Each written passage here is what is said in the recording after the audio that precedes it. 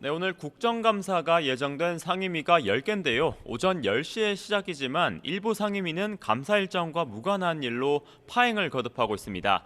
먼저 감사원을 부른 법사위에선 어제 진행된 대법원 현장 국감과 관련한 언론 기사를 둘러싸고 허위 사실을 말했다. 아니다. 거센 공방이 벌어졌습니다. 범여권 의원들이 법대에 오르는 등 대법원을 휘젓고 다녔다는 식의 내용이 일부 매체에 보도가 됐는데 국민의힘이 악의적으로 전달하고 평가해서 동료 의원의 명예를 훼손시켰다는 게 골자입니다. 여야 의원들은 나란히 기자회견을 열어서 사과도 요구했습니다. 방금 감사가 재개됐지만 여전히 고성이 오가고 있습니다. 과방위에서는 민주당 김우영, 국민의힘 박정훈 의원의 이른바 욕설 논란과 문자 폭로 사태로 제대로 시작도 못하고 멈췄습니다. 감사 중지 상태입니다. 국가보훈부와 독립기념관을 대상으로 한 정무위원회 국감은 예정대로 진행되고 있는데요. 민주당은 김영석 독립기념관장을 상대로 김 관장의 역사 인식 논란 등으로 광복절 80주년 사업에서 독립기념관 사업이 전면 배제됐다는 점을, 국민의힘은 권오을 국가보훈부 장관을 상대로 국가유공자 사업 성과가 전무하고 독립사 관련 연구를 중국 국적 연구자들에게 위탁했다고 지적했습니다. 상임위 곳곳에서는 오늘도 김현지 대통령실 제1부속실장을 고리로 한 여야 공방 가능성이 여전히 있어서 이 점 역시 살펴봐야 할 것 같습니다. 네, 어제 발표된 3차 부동산 정책에 대한 여야 반응도 전해주시죠. 네, 먼저 민주당은 이번 정책으로 실수요자와 청년의 숨통이 트이길 기대한다고 밝혔습니다. 김병기 원내대표는 국정감사 대책회의에서 일각에서 주거 사다리를 찼다는 비판이 있지만 투기 수요를 막은 거지 실수요자를 막은 건 아니라고 강조했습니다. 대책 이후 증권시장 반향에 대해서도 언급했습니다. 들어보겠습니다. 대책 발표 직후 코스피가 사상 최고치를 기록했습니다. 부동산에 묶였던 자금이 산업 투자로 흘러간다면 대한민국 성장의 새로운 동력이 될 것으로 기대합니다. 다만 여당 물밑에서는 반신반의하는 기류도 감지되는데 일단은 시장 반응과 여론을 살피는 모습입니다. 반면 국민의힘은 노무현, 문재인, 이재명 정부로 이어지는 좌파 20년 부동산 정책 실패이자 악순환의 재개봉이라고 맹폭했습니다. 송원석 원내대표는 아침 최고위원회의에서 부동산 대책을 두고 시장을 이기려는 반시장적 수요 억제책과 같다고 규정하면서 서울 무주택자와 청년들에겐 고액월세를 버티려는 게 아니라면 나가라는 것과 같다며 이렇게 말했습니다. 들어보겠습니다. 이재명 대통령은 서울의 무주택 서민들에게 서울 추방 명령을 내린 것이나 진배 없을 듯합니다.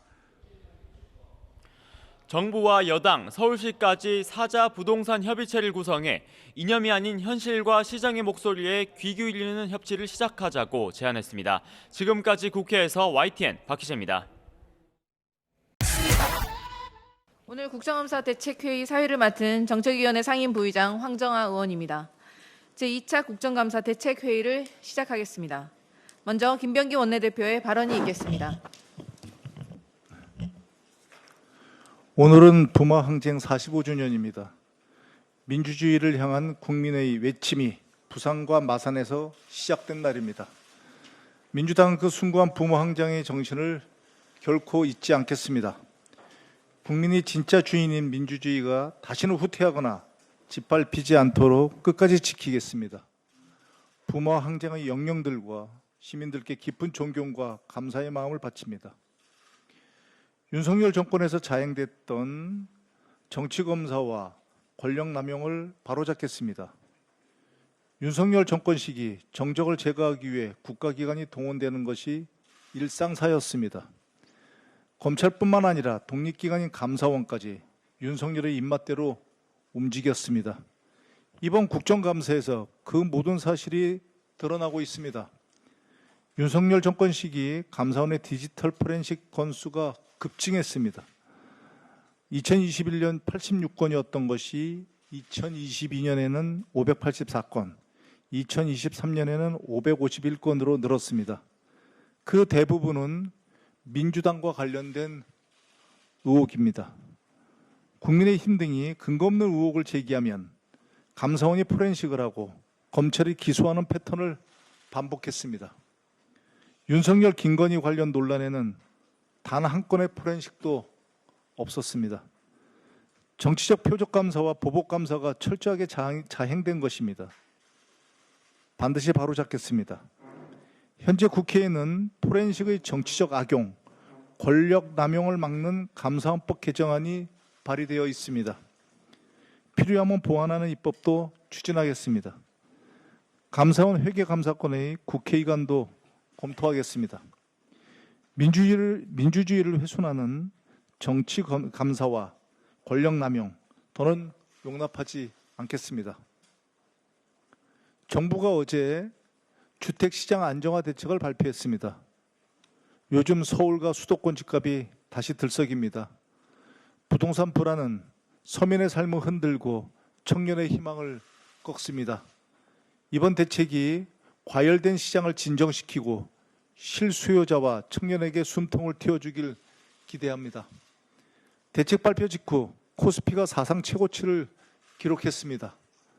부동산에 묶였던 자금이 산업 투자로 흘러간다면 대한민국 성장의 새로운 동력이 될 것으로 기대합니다. 일각에서 아무런 근거 없이 주거 사다리 걷어찼다고 비난합니다.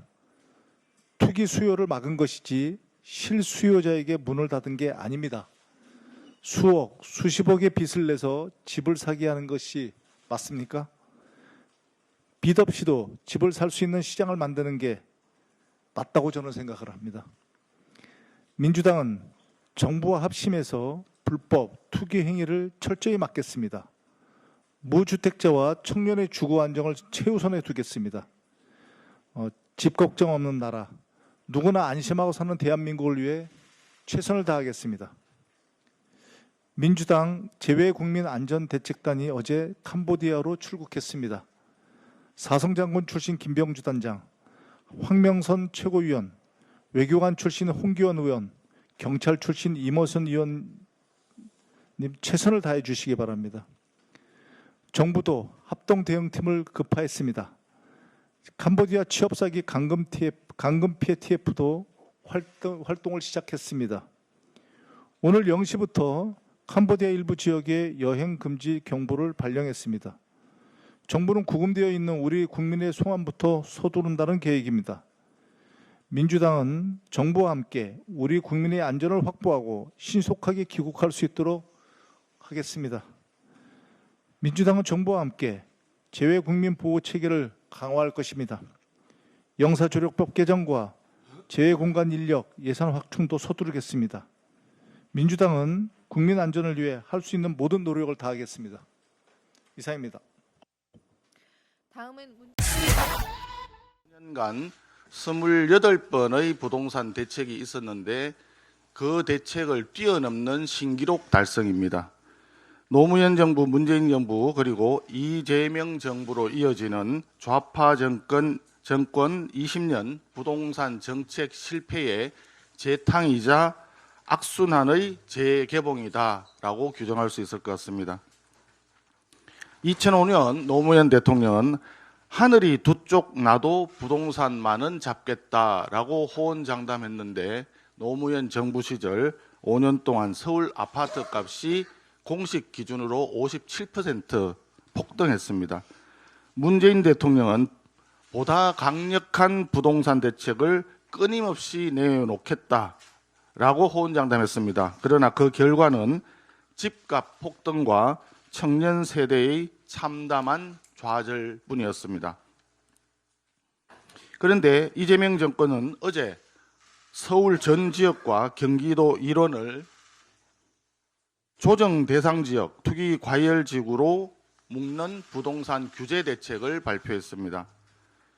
특히 청년 1인 가구의 주요 거주 수단인 오피스텔의 LTV를 70%에서 40%로 하향함으로써 결국 청년 서민층만 희생양을 만드는 부동산 대책이었습니다. 시장을 이기겠다는 반시장적 수요 억제 대책은 일시적인 통증 완화를 위한 마취제나 환각제로서의 효과는 있을지 모르지만 결과적으로 잡겠다는 집값은 잡지 못하고 서민청과 청년청에 집을 가지겠다는 꿈만 부숴버리는 결과를 초래할 것입니다. 부동산 정책은 실거주 목적 1주택 실수요자가 그 정책의 중심이 되어야 합니다. 애석하게도 좌파 정권에서는 이 점을 잘 이해하지 못하는 것 같습니다. 그러한 몰 이해 때문에 결혼과 출산을 준비하는 평범한 청년 부부, 내 집 한 채의 꿈을 꾸는 서민들의 삶을 짓밟고 있습니다. 통계가 이를 증명하고 있습니다. 도시 근로자 중에서 5년 내지 10년 정도 근속한 근로자의 월 평균 소득은 현재 422만 원이라 합니다. 현재 서울의 평균 아파트 가격이 무려 14억 3천만 원입니다. 무주택 근로자가 LTV 40%로 최대 5억 7천만 원을 대출받는다 하더라도 8억 5,800만 원은 스스로 마련해야 합니다. 취등록세 등 부대 비용을 포함하면 최소 9억 원의 현금이 있어야만이 서울의 아파트 한 채를 살 수 있다는 뜻입니다. 월 422만 원 소득자가 한 푼도 쓰지 않고 9억 원을 모으는 데는 17년이 소요됩니다. 이재명 정권은 집이 없는 평범한 서울 시민에게 이렇게 요구하는 듯합니다. 서울에서 고액 월세, 반전세로 버티면서 결혼과 출산을 포기하든지 아니면 통근 시간, 왕복 서너 시간을 감수하고 수도권 외곽 지역으로 나가라, 둘 중 하나를 선택하라고 요구하는 듯합니다. 결과적으로 이재명 대통령은 서울의 무주택 서민들에게 서울 추방 명령을 내린 것이나 진배 없을 듯합니다. 이재명 정부에게 요청합니다. 실효성 있는 공급 확대 대책을 시급히 마련해 주십시오. 서울 도심지의 종상향 정책이 필수적으로 반영되어야 할 것입니다. 재개발, 재건축에 대한 규제 완화와 건폐율, 용적률 조정도 불가피해 보입니다. 역세권을 중심으로 한 청년과 신혼부부 1인 가구를 위한 신규 민영 아파트를 대폭 늘리도록 해주십시오. 이러한 공급 확대 방안은 수요 억제 대책에 못지않게 더 중요한 부분입니다. 불과 며칠 전까지 국토교통부에서 공급 확대 방안을 검토하고 있다는 뉴스가 보도가 되었는데 갑자기 왜 빠졌는지 국민들은 궁금해하고 있습니다. 마지막으로 정부 여당에 제안합니다. 민주당, 더불어민주당과 국민의힘, 국토교통부, 서울시가 함께 참여하는 여야 정서 사자 부동산 협의체를 구성합시다. 서울의 주택 공급 문제에 대해서 머리를 맞대고 근본적인 해결책을 마련합시다. 무주택 서민들을 위한 부동산 공급 확대 정책에 있어서는 여야가 따로 있을 수 없고 정파가 따로 있을 수 없습니다. 사실 부동산도 공급하고 예. 어떻게 보면 수요라고 말씀드릴 수가 있는데 어제 대책에는 뭐 뒤에 공급 내용도 일부 있긴 합니다. 지난번 나왔던 대책들을 충실히 이행하겠다라는 내용들이 나오긴 한데 전반적으로는 뭐 한마디로 말씀드리면 굉장히 강력한 수요 억제책이다라고 아마 이해하시면 예. 될 것 같고요. 사실 부동산을 살 때 어떻게 보자라면 금융 같은 것들이 굉장히 중요하고 금융에 대해서 얼마나 내가 빚을 낼 수 있느냐 이런 것들이 중요하고 더군다나 이 금융을 낼 때 지금 어제 중요한 내용 중 하나는 허가를 받아야 된다는 이야기거든요. 그러니까 이제 사실은 돈도 빌려야 되고 허가도 받아야 되는 이런 상황들 예. 그리고 내가 집을 한 채 갖고 있는데 추가로 살 수 있느냐 없느냐 이런 것들에 대해서 굉장히 큰 제약을 걸었다라고 보시면 될 것 같고요. 지금 뭐 규제 내용 그래픽이 나가고 있는데 흔히 말해서 우리가 담보를 빌릴 때 담보 가치를 얼마 인정해 줄까를 이야기하는 LTV 비율에 대해서는 기존의 70%에서 40%. 그다음에 신용대출 받으면은 뭐 취득 제한한다라는 어떤 대출 제한에 대한 이야기가 있었고 예. 다주택자 취득세도 지금 3, 4%에서 12% 오르면 굉장히 크게 크게 페널티를 받는 이런 거라고 보시면 될 것 같거든요. 네. 가격이 한 7, 8% 바로 오르는 이런 효과라고 한번 보시면 될 것 같은데 지금 이 규제 지역으로 지정이 되면서 규제 지역으로 지정되면서 취득세라든지 양도세율이 원래 규제 지역에 적용되는 것들이 실천이 되면서 굉장히 올라갈 수밖에 없는 이런 예. 상황들이다. 이후에 뭐 청약 규제라든지 재건축 재개발 규제라든지 이런 것들에 대해서는 기본적으로 청약 받을 때라든지 재건축 할 때 이슈라고 보시면 될 것 같고 이제 규제 지역이 지정이 되면은 자금 조달 계획서라든지 입주 계획 이런 좀 여러 가지 것들이 나오고 있을 수밖에 없는데 어제 큰 거는 지금 말씀드린 것처럼 뭐든지 한꺼번에 했다. 원래 기본적으로는 이런 토지거래 허가구역에 가려 그러면 기존의 규제 지역들, 이 흔히 말해서 이제 투기 우려 지역 같은 것들이 먼저 지정이 되면서 토지거래 허가 지역으로 가야 되는데 어제는 서울하고 서울 이외의 지역에 대해서 토지거래 허가구역 같은 거의 최종 룰을 쓴 거니까 최종적인 수단을 쓴 거거든요. 그렇기 때문에 그런다는 이야기는 모든 단계를 차분히 간 게 아니라 한꺼번에 걸면서 굉장히 수요를 위축시키려는 그런 이야기를 걸었다라고 아마 이해하시면 될 것 같습니다. 추가적으로 뭐 주택담보대출 한도 뭐 6억 원에서 2억 원, 4억 원, 6억 원 차동한데 이제 가격별에 따라서 뭐 25억 이상은 2억 원, 뭐 15억에서 25억은 4억 원, 밑에는 6억 원 이렇게 차동화도 하고 전세대출 같은 것도 축소하는 이런 방안들을 내놨다라고 아마 이해하시면 될 것 같습니다. 알겠습니다. 그러니까 부동산 거래에 손발을 다 묶은 굉장히 강력한 수요 억제책이다 이렇게 이해할 수 있겠는데요. 세부적인 내용을 차근차근히 살펴보려고 하는데 그 전에 결론적으로 효과가 있겠습니까?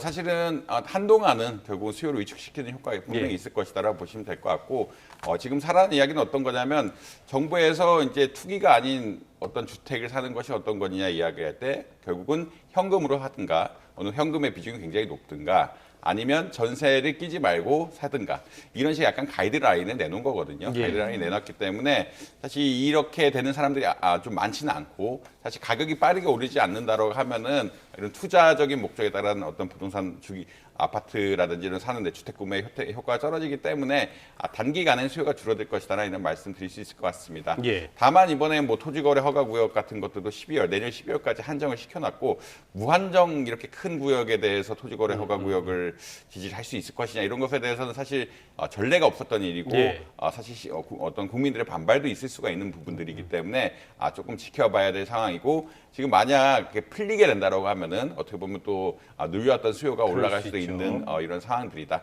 그리고 근본적으로는 공급 대책이 그렇게 아직까지는 매우 투명하지는 않기 때문에 사람들이 이 기대감들이 어떻게 형성되냐에 따라서 생각보다 빨리 또 가격이 변동할 수도 있는 이런 상황이 조성이 되어 있다. 결국 수요와 예. 공급인데 지금 수요만 억눌렀고 공급에 대해서는 아직 구체화된 것들이 없기 때문에 수요는 결국 기대감이죠. 기대감이 가격에 빨리 반영돼 이런 상황은 조성되어 있는 상태다라는 말씀 드릴 수 있을 것 같습니다. 네, 자, 구체적으로 하나하나씩 좀 살펴보겠습니다. 부동산 조정 대상 지역과 투기 과열 지구를 확대했습니다. 이게 실효성이 있을까요? 뭐 실효성은 뭐 당연히 있겠죠. 이게 당연히 있다는 이야기는 어떤 거냐면 부채에 대해서 사실 굉장히 LTV 규제 같은 것들 세게 했다라고 말씀드릴 수 있는데 사실 뭐 15억 이하 주택에 대해서 6억이라고 이야기하지만 이 LTV 규제가 들어가면 또 다른 얘기거든요. LTV 규제가 들어갔다는 이야기는 어떤 거냐면 10억을 빌리면 40%밖에 인정을 안 해주기 때문에 내가 빚을 낼 수 있는 한도는 40%, 네. 4억 원밖에 안 됩니다. 예. 그러니까 이제 뭐 명목상으로는 뭐 6억 원으로 풀어줬다고 하지만 6억 원이 사실상 아닌 상태라고 보시면 될 것 같고 그만큼 사실 이제 조금 가격이 작은 주택들에 대해서는 사실 빚을 내서 사시는 분들이 더 많다라고 할 수가 있는데 이런 빚에 대한 어떤 한계 같은 것들을 굉장히 줄여주면서 어떻게 보면은 주택 영향을 줬다라고 아마 이해하시면 될 것 같습니다. 이어진 이제 토지거래 허가 제도와 연결이 되면서 이게 좀 수요를 위축시키는 효과는 분명히 있을 것 같다. 그리고 이제 이것이 반영된 것은 결국은 지금 도표에 나오고 있지만 그러니까 서울을 중심으로 해서 부동산 가격이 오르다 보니까 수도권까지 조금 퍼져나가는 현상들이 있으니까 이 서울하고 전체적으로 굉장히 큰 범위를 했거든요. 서울 전역하고 그다음 경기권 12개까지 했다라는 이야기는 결국 큰 권역에 대해서 이런 수요 억제책, 흔히 말해서는 금융 억제책 같은 것들을 예. 세게 내놨다라고 보시면 될 것 같습니다. 알겠습니다. 이렇게 대책이 나오는 배경을 보면요. 조금 전에 저희가 그래픽으로 잠시 보여드렸는데 지금까지 두 차례 부동산 대책이 있었죠. 627 대출 규제 그리고 97 공급 대책이 있었는데도 부동산 시장의 불안이 계속 이어지고 있기 때문이었거든요. 자, 그렇기 때문에 말씀하신 것처럼 이렇게 규제 지역들을 대폭 확대를 했는데 전 이걸 보고 나니까 다 묶는 건 좋은데 이렇게 하면은 인천 같은 다른 쪽으로 또 수요가 튀는 하는 거 아닌가 이런 생각이 들었거든요. 교수님 어떻게 생각하세요? 아무래도 이제 수요가 흘러나갈 수 있다라는 의견들이 계속 나오고 있고요. 특히나 수원 화성 같은 데가 지정이 안 되면서 동탄 예. 쪽이 지정이 안 되면 또 그쪽은 또 혜택을 보지 않을까라는 의견들도 나오고 있다. 결국은 이 밖의 지역들에 대해서는 사람들이 좀 투자를 강력하게 할 수 있는 이런 여건이 형성된 게 하나가 있고요. 두 번째 지적할 점은 이제 지금 아주 파란색으로 나오고 있는데 용산, 서초, 강남, 송파는 이미 이런 동일한 규제를 받고 있었기 때문에 오히려 사람들이 투자를 할 때 같은 돈이라면은 뭐 다른 데 가서 어렵게 투자하느니 이쪽에 흔히 말하는 그렇죠. 중심권에 예. 쏠릴 수 있는 두 가지 현상이 같이 나타날 수는 있다라고 아마 이해를 하시면 될 것 같습니다. 그래서 현금으로 사는 건 막지 않겠다라고 굉장히 강력하게 이야기를 하고 있고 저번에 토지거래 허가구역을 풀었을 때 현금을 가지신 분들이 꽤 많았다는 것이 또 증명이 되고 있거든요. 예. 이런 큰 부자들은 어떻게 보자라면 이쪽 용산, 서초, 강남, 송파 기존에 있는 지역으로 갈 가능성이 높고 그다음에 이제 진짜 실수요자들은 아까 말씀드린 것처럼 지금 지정이 되지 않는 지역으로 가서 적정한 가격 수준의 아파트를 골라서 살 가능성이 좀 높아지고 있다. 예. 이쪽 시장은 좀 좋아질 가능성이 분명히 있다는 말씀 드릴 수 있을 것 같습니다. 네, 양극화 현상이 심화할 것이다 이런 우려도 나오고 있는데 고가 주택은 현금이 없으면 못 산다라는 말인 거잖아요. 대출 규제를 이렇게 조이다 보면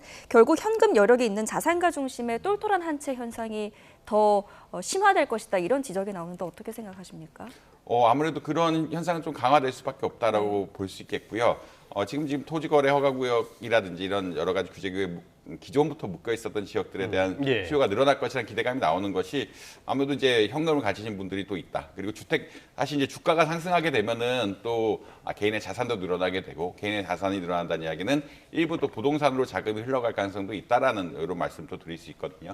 그리고 이 투자 자금들이 그러니까 주식도 하지만 부동산도 해야 되고 이게 왔다 갔다 하는 것들이기 때문에 이쪽에서 많이 버신 분들이 또 이런 흔히 말해서 미래의 부동산 가격 상승에 대한 기대감이 높은 지역으로 또 흘러갈 수 있고 그것들이 이제 현금을 샀을 때 가장 또 메리트가 있는 용산, 아까 용산, 강남, 서초, 그다음에 이제 송파까지 이어질 수 있는 이런 메커니즘이 있다라고 아마 이해하시면 될 것 같습니다. 그리고 시장의 유동성 굉장히 많이 펼쳐져 있고요. 또 주식을 통해서 돈을 번 분도 굉장히 많고 그렇게 된다는 이야기는 이 유동성들이 또 부동산으로 갈 흐름들이 있는데 이 흐름들이 결국은 어디로 갈 것이냐 현금만 있다라고 하면 현금에 사는 것에 대해서는 방해하지 않겠다는 이야기를 계속 하고 있기 때문에 강남 쪽으로 몰려갈 수 있는 흔히 말하는 기존에 과열됐던 지역으로 몰려갈 수 있는 그런 시나리오도 사람들이 생각을 하고 있다는 말씀 드릴 수 있을 것 같습니다. 또 하나 살펴봐야 될 게요. 이렇게 규제를 조이고 주담대 안에서 스트레스 DSR 금리도 상향 조정하고 이런 규제가 늘어나면은 이거 전세값 끌어올리는 거 아닙니까?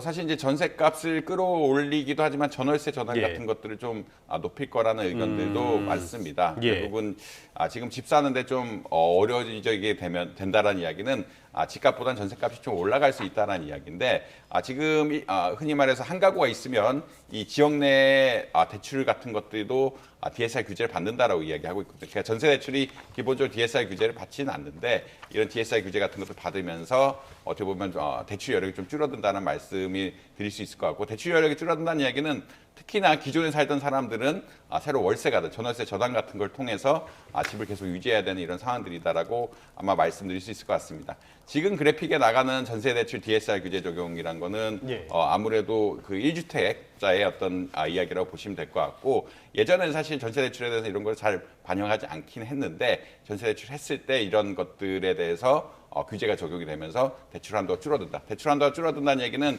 전체 가격은 안 오를 수 있지만 이분들이 결국은 전월세 전환 같은 것들, 전세를 반드시 살아야 되는 분들, 또 임차를 해야 되는 분들은 전월세 전환 같은 것들을 하면서 흔히 말하는 전세의 월세화를 촉진할 수 있는 이런 상황이다라고 아마 이해하시면 될 것 같습니다. 네, 아까 짚어주신 것처럼 이번 대책은 초강력 부동산 대책입니다. 풍선 효과 막으려고 하다 보니까 경기 지역까지 포괄적으로 묶였는데 실수요자들 반응도 굉장히 반발이 거셀 것 같은데요. 아무래도 이제 두 가지 측면이 있고요. 지금 토지거래 허가 구역이 된다는 이야기는 어떤 거냐면 가장 큰 아까 시사점을 말씀 잘 안 드렸는데 토지거래 허가 구역이 된다는 얘기는 우리가 이제 집을 들어갈 때 허가를 받아야 된다는 이야기고 실수요자가 아니면 못 들어간다. 그러니까 전세를 끼고 집을 사는 일은 불가능하다라는 그런 이야기를 또 드릴 수 있을 것 같습니다. 그런 이야기는 어떤 거냐면 결국 진짜 사는 사람들이 아니면 좀 집을 사는 것들이 어렵다라는 이야기가 되게 돼 있고 이런 분들이 조금 어떻게 보자라면 거래 자체가 줄어들면서 실수요자들의 피해가 우려될 수밖에 없는 이런 상황들이다. 이게 결국 어떤 이야기냐, 기존에 팔려고 했던 사람들도 예.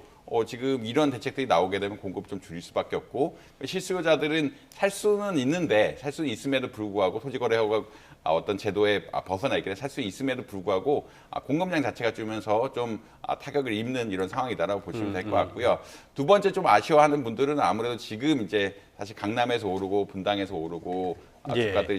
집값들이 오르고 있는 분들인데, 이제 어떻게 보면 노도강 지역이라든지 지금 집값이 올라가려고 하는 지역들에 대해서 오르지도 않았는데 약간 강력한 규제를 받았다는 이런 효과들도 분명히 있기 때문에 여러 개 뭐 불만을 가지신 분들이 있고, 또 이게 그 집값이란 것이 그냥 집값이 아니라 개인의 자산의 큰 부분을 차지하고 있기 때문에 그분들의 원망 역시 조금은 있는 것 같다는 말씀을 드릴 수 있을 것 같습니다. 자칫 이런 대책들이 실수요자들만 골탕을 먹게 되는 일 없어야 할 것 같습니다. 이런 것들은 정밀하게 조정을 좀 해 나가야 될 것 같은데요.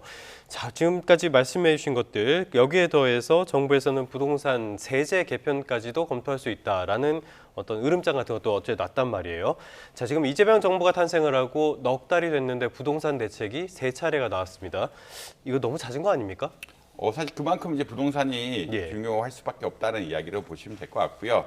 집값이 올라가게 되면은 어떤 뭐 정치적인 이슈, 국민 정서 같은 것들이 좋아지지가 않기 때문에 이런 이야기들이 많이 나오고 있다.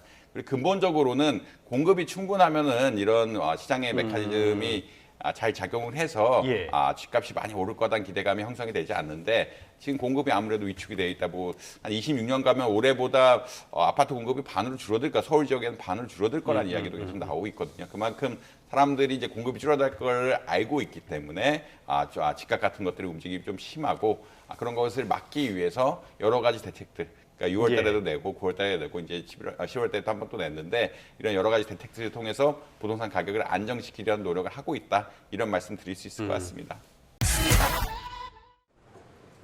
정부가 내놓은 세 번째 대출 규제 핵심은 집값이 비쌀수록 대출 문턱은 더 높이는 차등 구조에 있습니다. 일괄적으로 최대 6억 원으로 묶어놨던 수도권 규제지역 대출 한도를 구간별로 세분화하기로 했습니다. 15억 원 이하 주택은 그대로 6억 원, 15억 원에서 25억 원 사이는 4억 원, 25억 원 초과 주택은 2억 원으로 한도를 낮췄습니다. 고가 주택으로 쏠리는 자금 흐름을 차단해 부동산 과열을 가라앉히겠다는 의도입니다.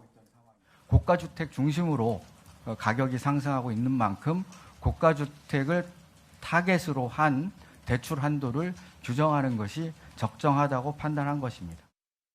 그동안 갭 투자 수단으로 악용된다는 지적이 잇따랐던 전세 대출에도 처음으로 칼을 빼들었습니다.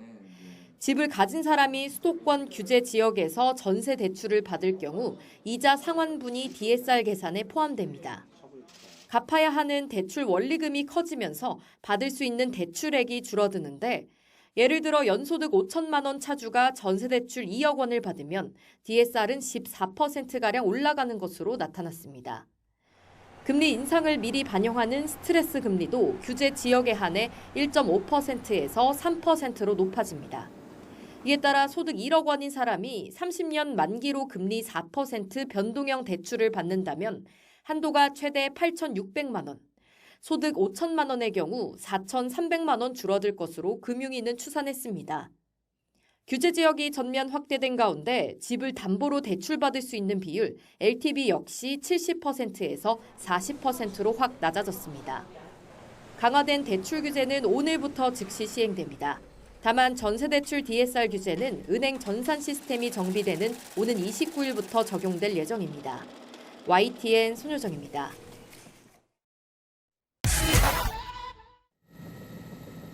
풍부한 유동성과 금리 인하 기조에 주택 공급 부족에 대한 우려가 커지며 서울 전역에 집값 불안이 확산하는 상황. 두 차례 대책에도 과열 양상이 계속되자 정부가 한 달 만에 초강경 규제책을 들고 나왔습니다. 기존에 지정됐던 강남 3구와 용산구 외에 서울 전역과 과천, 분당 등 경기 12개 시구를 조정 대상 지역 및 투기과열지구, 토지거래 허가구역으로 동시 지정하는 방안입니다. 당장 20일부터 해당 지역 내 주택을 사려면 2년 실거주를 조건으로 관청 허가를 받아야 합니다. 전세를 끼고 집을 사는 갭 투자가 서울에서 원천 차단되는 셈입니다. 무주택자가 해당 지역에서 주택담보대출을 받을 경우 LTV 담보 인정 비율도 70%에서 40%로 강화됩니다. 특히 15억 원 미만 아파트가 많은 노도강, 금관구 등에서 대출 한도 축소 역량이 클 것으로 보입니다. 규제 지역에선 아파트 분양권 전매도 3년 동안 제한되고 세제도 강화돼 취득세가 2주택자는 8%로 3주택자는 12%로 중과됩니다. 이처럼 수도권 대부분을 광범위하게 토지거래 허가구역으로까지 묶는 건 역대 최초입니다. 이 지역들은 내일부터 지정에 따른 그 효력이 발생될 예정입니다. 토지거래 허가구역도 추가 지정하여 주택 구입 시 실거주 의무를 부과하고 갭 투자를 차단하겠습니다. 정부가 풍선 효과 확산을 사전에 차단하겠다는 강력한 의지를 밝힌 가운데 서울 외곽을 중심으로 거래가 급격히 침체할 거란 전망이 나오고 있습니다. YTN 차유정입니다. 집값 띄우기 등의 부동산 불법 행위를 체계적으로 감시할 감독기구가 국무총리 직속으로 설치됩니다. 정부는 부동산 시장의 거래 질서를 교란하고 서민들의 주거 안정을 저해하는 불법적이고 악질적인 부동산 범죄에 강력 대응하겠다고 밝혔습니다. 불법 행위를 직접 조사 수사하는 것이 핵심 내용으로 꼽힙니다. 부동산 불법 행위 감독기구를 설립, 각 부처에서 수행 중인 조사 수사의 기획 조정뿐만 아니라 전세 사기, 가격 띄우기 등 사회적 이슈에 대해서는 직접 조사 수사하겠습니다. 부동산 감독기구 설치는 이재명 대통령의 후보 시절 공약으로 조직과 예산 등의 강력한 추진 동력이 실릴 것으로 전망됩니다. 정부는 부동산 감독기구가 출범하기 전까지 공정하고 투명한 거래 질서를 확립하기 위해 범정부 대응 체계를 강화하기로 했습니다. 국토부는 허위 신고가 거래 후 해제를 통한 가격 띄우기가 의심되는 8건에 대해 경찰에 수사 의뢰했습니다. 경찰청은 전국 경찰 841명을 편성해 이달부터 가격 띄우기와 부정청약, 재건축, 재개발, 비리 등에 대해 중점 단속을 벌이고 있습니다. 국세청은 부동산 탈세 신고센터를 설치해 전 국민으로부터 탈세 제보를 수집하고 강남 4구를 포함한 한강벨트 등 고가 아파트 취득에 대한 자금 출처 검증을 대폭 강화하기로 했습니다. 최근 증가하고 있는 고가 아파트 증여와 관련하여 강남 4구, 마용성 등 고가 아파트 증여 거래 1,500여 건에 대해서도 빠짐없이 살펴보겠습니다. 기획재정부는 부동산 세제 합리화 방안을 마련하겠다고 밝혔습니다.